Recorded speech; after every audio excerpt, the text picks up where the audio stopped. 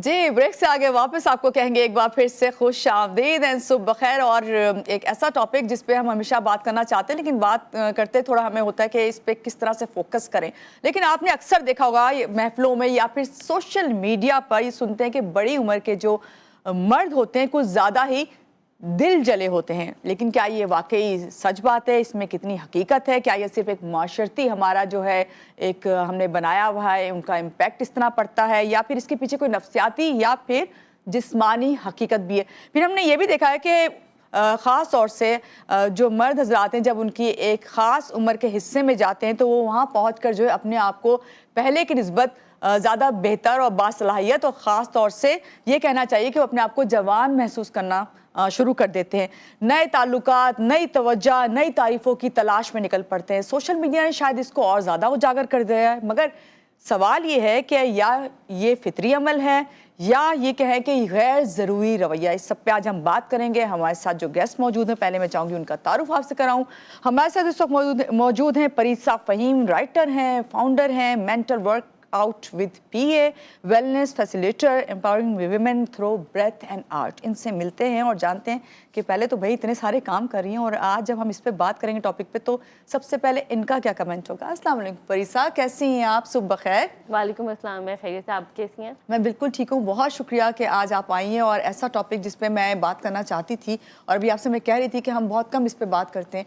क्या कहेंगी सबसे पहले कि ये सब जो मैंने अभी बोला है आप इससे कितना एग्री करती हैं? क्या ऐसा है कि उम्र के एक ख़ास हिस्से में आके मर्द हज़रात जो है इस तरह तवज्जो और ये चाहते हैं कि उनको कोई तारीफ़ें मिलें?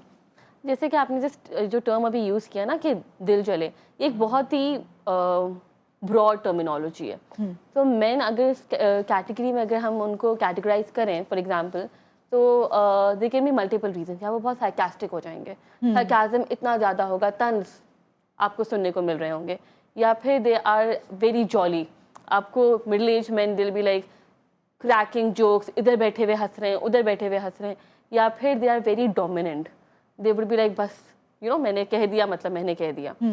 तो ऑल ऑफ दीज थिंग्स ये एग्जिस्ट करती हैं मिडिल एज में, स्पेशली मेन में, पर इनके बहुत मल्टीपल रीजंस हैं। लाइक ये फितरी होते हैं या वैसे है, ये होना चाहिए, रद्दमल आ ही जाता है ऑटोमेटिकली? ये सबसे ज़्यादा बेस करता है कि how you have been groomed in your life. आपकी जो तरबियत है वो किस तरह से हुई है, किस माहौल में हुई है, कौन से आपके इमोशंस से जिसको सप्रेस कर दिया गया है, कौन से आपके इमोशंस से जो कि बहुत ओवरफ्लो कर रहे थे उनको रीइंफोर्स किस तरह से गए। फॉर एग्जांपल, अगर कोई बच्चा है जो एक बहुत ही डिसफंक्शनल फैमिली में मर्द है, बच्चा बड़ा हो रहा है, अब वो देख रहा है उसकी पेरेंट्स आपस में बात नहीं कर रहे, बहुत ही डिसफंक्शनल सी फैमिली है, बैड लैंग्वेज का इस्तेमाल हो रहा है, वो ही इज़ ग्रोइंग अप, वो सब देखते थे। तो when he will reach his middle age, वो सब चीज़ों को ऑटोमेटिकली इंटरनलाइज कर चुका होगा। अब ही विल बी या तो passing sarcastic comments on people, या ही विल बी सेइंग थिंग्स के मुझे बॉदर नहीं करो, बिकॉज उसने तो वो सब एक इंटरनलाइज कर लिया है। सिमिलरली अगर कोई बहुत ही अपने फादर को देख के बड़ा हो रहा है, जिसके फादर बहुत ही क्रैंकी हैं, बहुत ही जॉली हैं, आई वुड रादर से जोक्स क्रैक कर रहे हैं, फीमेल अटेंशन है, एक्सेट्रा, तो he would also want it. आप अपने यू नर्चर्ड दिस वे ना, आप अपने माँ बाप को देखकर सीखते हो कि ये मेरे पेरेंट्स ऐसे हैं तो मैं इसी चीज़ को फॉलो करूँ, यही सही है, because your family is your first school.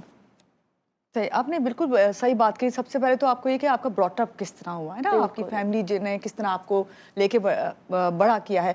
कहीं मैं पढ़ रही थी कि मर्द जो है ख़ास तौर से ये कि भाई आपकी जो ये फितरत ऐसे ही नहीं आती है। आपको हमेशा ये कहा जाता है कि एक लड़का है भाई, आपने जो है मर्द हैं तो आप वैसे ही आप जो है डोमिनेट करते हैं।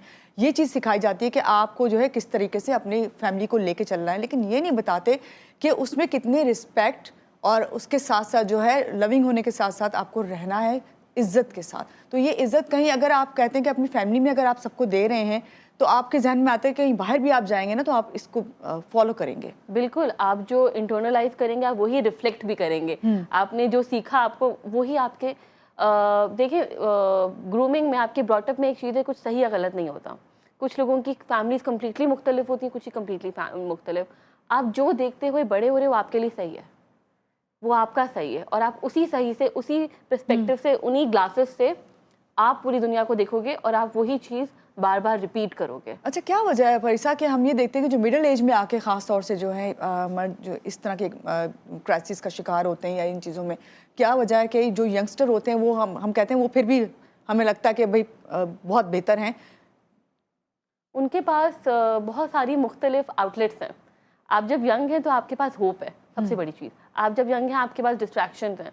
आप एक सर्टेन एज पर आ गए, एक तो आपके पास सबसे बड़ा ये एक क्या कह सकते हैं बात है कि मैं I am a person of an age. अब मैं इस एज में हूँ, अब मुझे सही पता है। बचपन में पेरेंट्स का थोड़ा सा, टीन एज में यंग अडल्ट को थोड़ा सा डंडा भी होता है माँ बाप का। आपके पास वो डंडा नहीं है तो फिर आपकी ही पर्सनालिटी फिर सामने आएगी। Also, I would also add that hormonal changes is not only related to women. These are related to men also. So when men crosses 40 years of age, they also develop certain changes. हमारे पास इस बारे में बात नहीं होती। इन Pakistan awareness नहीं है लोगों को इन कॉन्सेप्ट्स की, या और औरतें या फिर बच्चे ना अमूमन रो लेते हैं, या फिर उनके पास वेंटिलेशन का कोई तरीका होता है, दे वेंट इट आउट, किसी से बात कर ली या आप अपने आप को आपने हील कर लिया ऑटोमेटिकली। तो आपका कहने का मतलब है कि हार्मोनल चेंजिंग जो है इसकी वजह से भी होता है रुझान? बिल्कुल बिल्कुल, because they are going through changes also ना। इट्स नॉट ओनली वेमेन, हम औरतों के लिए तो हमेशा हर कोई बात करता है कि मूड स्विंग्स हैं फॉर एग्जाम्पल, मर्दों को भी मूड स्विंग्स होते हैं। प्रॉब्लम सिर्फ ये है इस बारे में हम बात नहीं करते। ऐसी सूरत में अगर आपको मूड स्विंग्स हो रहे हैं खवातीन के लिए, तो हम वाकई बात करते हैं। जब मैंने ये टॉपिक स्टार्ट किया था तो मुझे लग रहा था कि खवातीन को भी अगर इसमें हम शामिल करें तो ये वाली चीज़ें हम देखते हैं। तो ऐसी सूरत में किस तरह काबू करना चाहिए अपने ऊपर, कितना कंट्रोल किस तरह रख सकता है एक शख्स? देखिए, मुझे अगर अपने आप को हील करना है ना, तो मुझे अपने वे आउट क्या है इसका? अपने बचपन में जाकर जब मैं हर्ट हुई थी, मुझे उस पार्ट को हील करने की ज़रूरत है। ये बहुत इंपॉर्टेंट चीज़ है कि हम जो देखते हुए बड़े हुए, जो ट्रॉमा, जो माइंडसेट हमारी बॉडी में स्टोर हो चुके हैं, हम कोई जो हीलिंग मेथडोलॉजी ऐसी निकालें जिसके ज़रिए हम खुद को उन सारे मसाइलों से बाहर निकाल पाएँ। इसके बहुत से तरीके हैं। आज अल्हम्दुलिल्लाह बहुत ज़्यादा कॉन्वर्सेशन हो रही है इस बारे में। आर्ट थेरेपी है, मेडिटेशन है, रिकनेक्शन विद योर सेल्फ है, माइंडफुलनेस एक्टिविटीज़ हैं। आप बैठें और अपने आप से रिकनेक्ट करें, बिकॉज हम नहीं करते। अगेन औरतें फिर कर लेती हैं, उनके ऊपर एक कॉन्वर्सेशन। मगर भाई साहब बात यहाँ पे आ जाती है, हम अपने आप को पहचान नहीं पाते ना, कहाँ पे हमें किस तरह अपने आप को ठीक करना है। कौन से ऐसे इंडिकेटर्स जिससे हमको पता चले कि हमें भाई ये हम करेंगे, ये थेरेपी लें तो हम सही हो जाएंगे, हमारे साथ ये मसला चल रहा है। हमें नहीं पता होता, ऑटोमेटिकली कर रहे हैं भाई, क्योंकि भाई अब एज ऐसी आ गई है, टेंशन लेनी है, चाहे किसी भी लिहाज से। आपने 3 कैटेगरीज भी बताई हैं अभी शुरू में। देखिए, क्यों लेनी है हमें टेंशन, हमें सब कुछ क्यों चाहिए? क्योंकि हम अपने आप के बारे में नहीं जानते। हम अपने साथ कभी भी बैठे ही नहीं। यही बात कि हम कैसे जाने।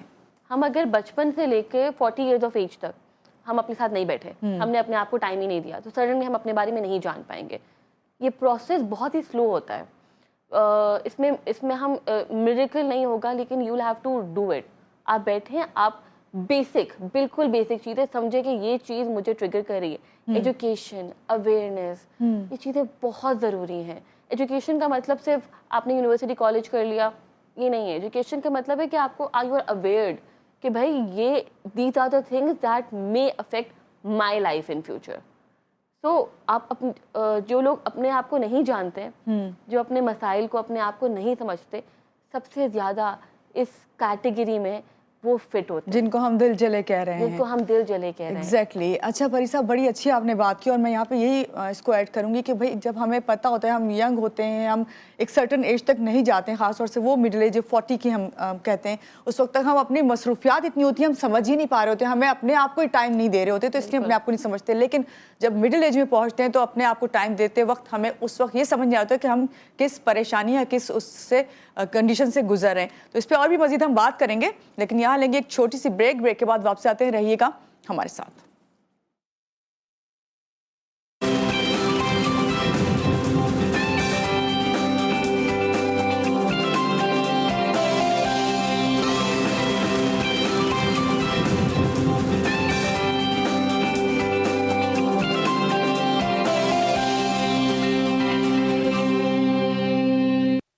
जी, ब्रेक ब्रेक से आगे हम वापस आपको कहेंगे एक बार फिर से खुश आमदीद। और परिसा फ़हीम हमारे साथ हैं, बात करें कि भाई हम परिसा क्या हमारे यहाँ क्या वजह है कि जो मर्द हजरात हैं उनको अपनी जज्बाती या नफ्सियाती जो कमज़ोरी है उसका इजहार, उसका बयान करने का मौका नहीं दिया जाता।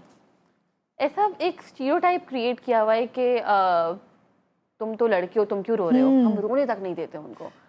बात तो करना, मतलब अपनी कॉन्वर्सेशन करना तो बहुत दूर की बात, हमने ऐसे उनको नर्चर कर दिया है मर्दों को अपनी सोसाइटी में कि दे फील स्केयर्ड कि हम अगर बात करेंगे ना तो वी लुक वीक।